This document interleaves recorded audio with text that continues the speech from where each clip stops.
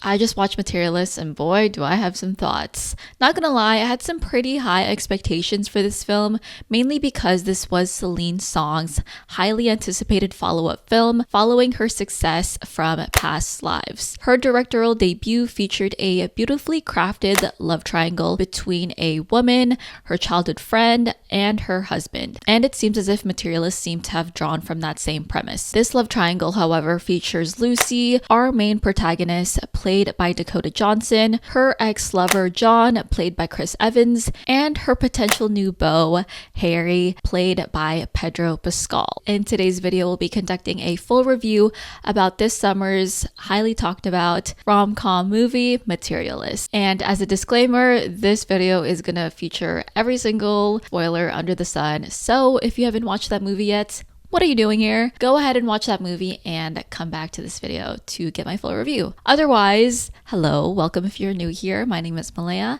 and I like to make video essays, but let's get on with today's video.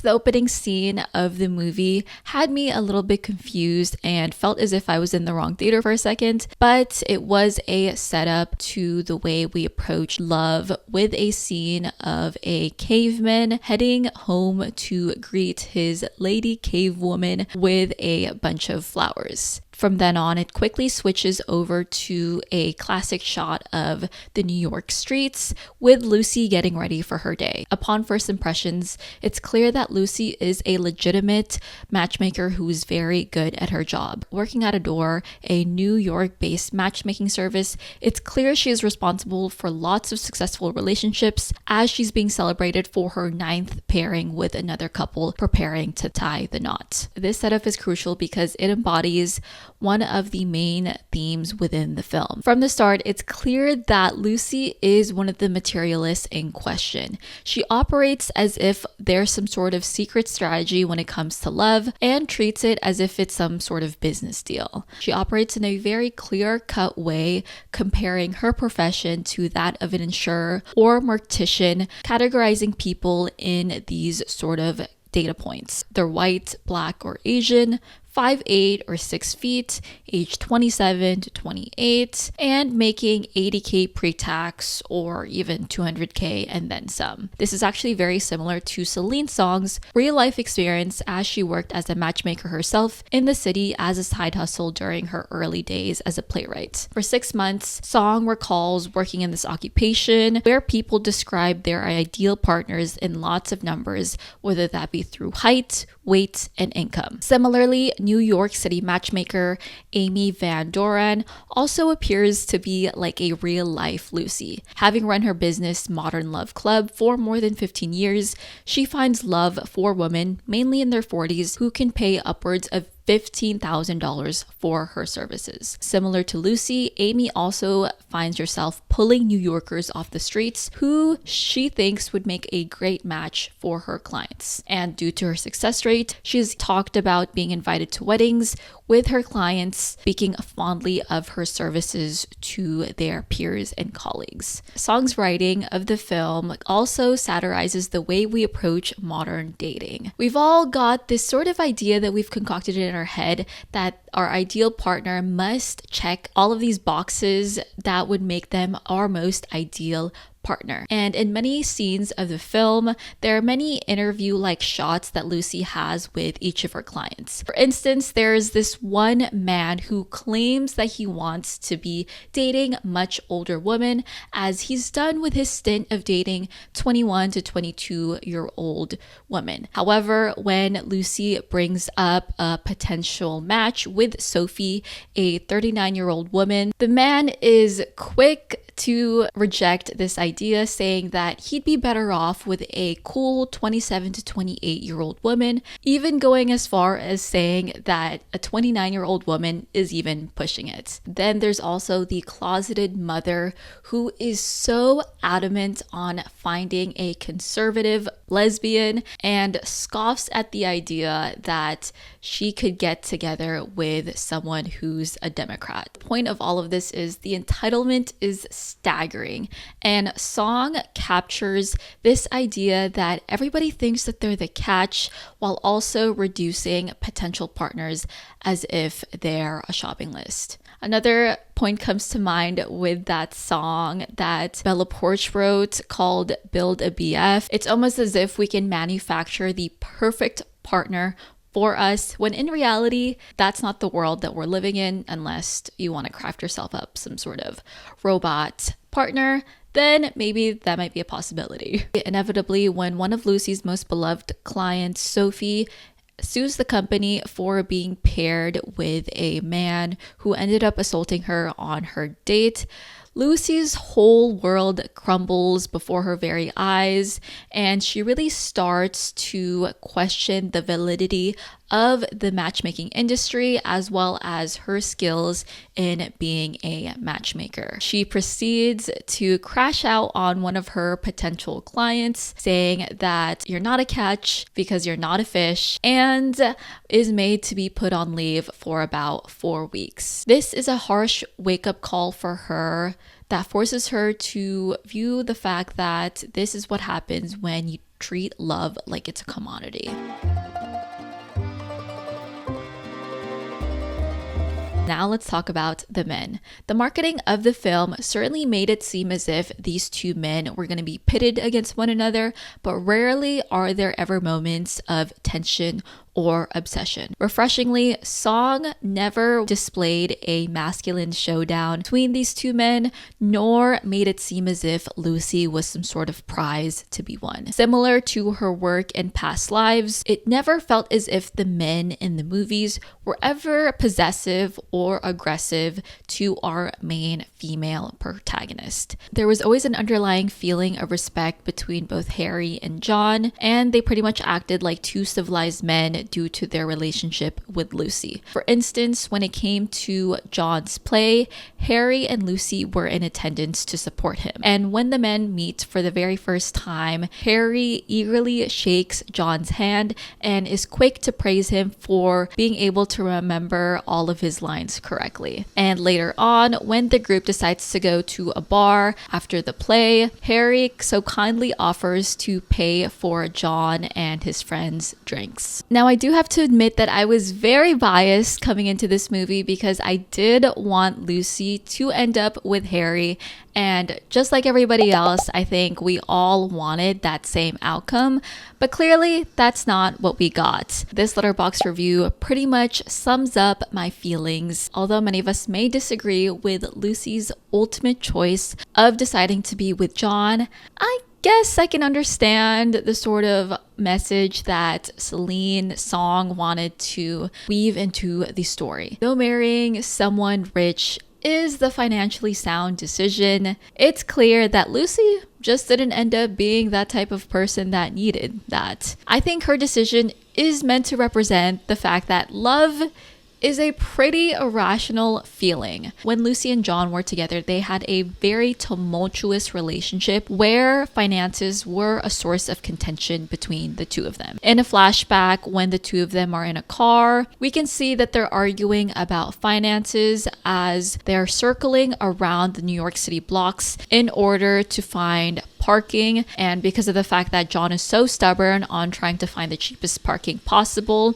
this frustrates Lucy because she knows that they will be charged a late cancellation fee for this fancy upscale restaurant that they decided to reserve for themselves for their anniversary. And in the heat of it all, Lucy storms out of the car where the two argue and comes to a climax where Lucy ends up saying it for how it is and admits that she can't be in the relationship due to how much of a brokey John is.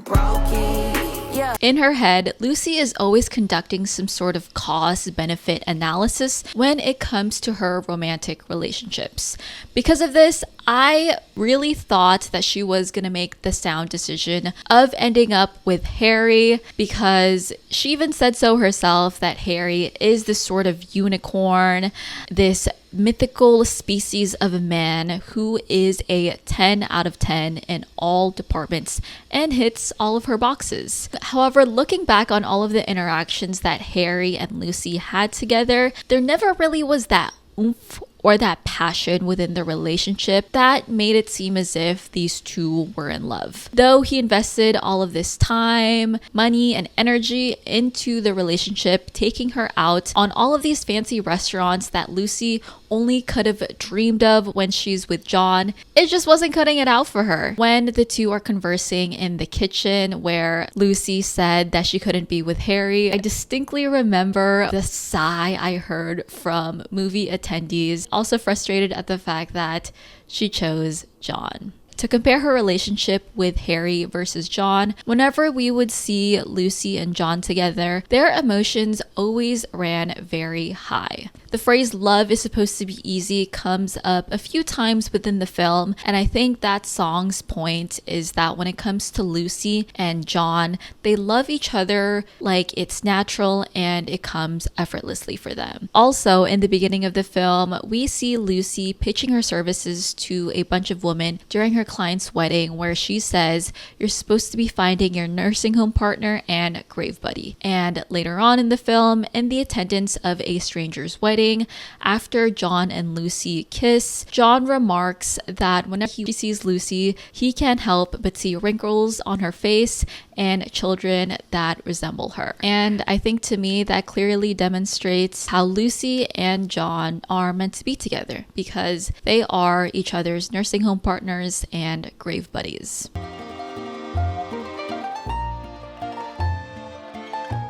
Obviously, we can't go without talking about the costume and set design for the film. Katina Denabaisis was the costume designer, with Amy Beth Silver as the set decorator. Lucy's style is very typical of that of a working class woman within the city. She wears a lot of blazers, meant to emphasize how much of a career-driven woman she is, but Lucy certainly does know how to dress it up for a wedding with her blue strapless gown. She's definitely a silver girl through and through, as we can see that she accessorizes with a lot of rings and bold necklaces. When she was with John, she seemed to wear a lot of florals, which felt like a visual reminder for their relationship blossoming. As for the set design, it goes without saying that Harry's penthouse is to die for. I'm certain we all would be like Lucy, who would gawk at the sheer scale of Harry's home when she first stepped foot into that penthouse. From his beautifully decorated dining room to those luxurious silk sheets, his space is a display of his wealth and sophistication. My favorite part of his space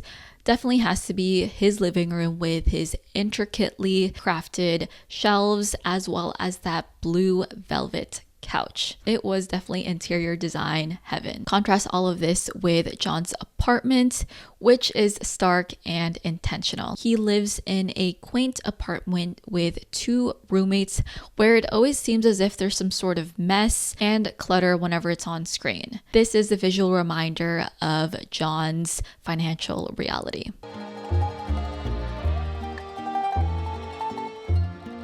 In conclusion, this movie left me feeling very conflicted, but in a good way. Part of me wanted to scream out to Lucy and say to just choose Harry, because he is the embodiment of what a lot of women would want in a man. He can provide you a life of ease and comfort with his financial security, beautiful penthouse, and stability. But I can understand why she might have wanted to choose John. And I think that's what Materialists gets right about love, with the idea that love isn't necessarily supposed to be viewed as this business transaction or business deal, despite the fact that Lucy's profession suggests that it should be. Song is showing us that despite all of our checklists and our high value criteria, love is a fickle and intangible thing. That spark and that ease when you genuinely love somebody is an indescribable feeling that money can't really buy. As someone who went in rooting for Harry, I do admit that the ending did win me over a little bit, especially with the way that the movie started with the scene of the two cave people and the flower ring, and it becoming a reality with Lucy and John, where he presents her a flower ring for them in order to get married. And I think all of this just goes to show that sometimes the financially irresponsible choice is the emotionally honest one. So there you have it. There are my thoughts on Materialists. Let me know what you guys think about the movie, whether or not you liked it. I know on Letterboxd it has about a 3.6 star rating currently, but let me know your thoughts, and I'm glad you made it to the end of this video. I appreciate you so much for being here, and I'll see you guys in the next one. Bye, cool cats!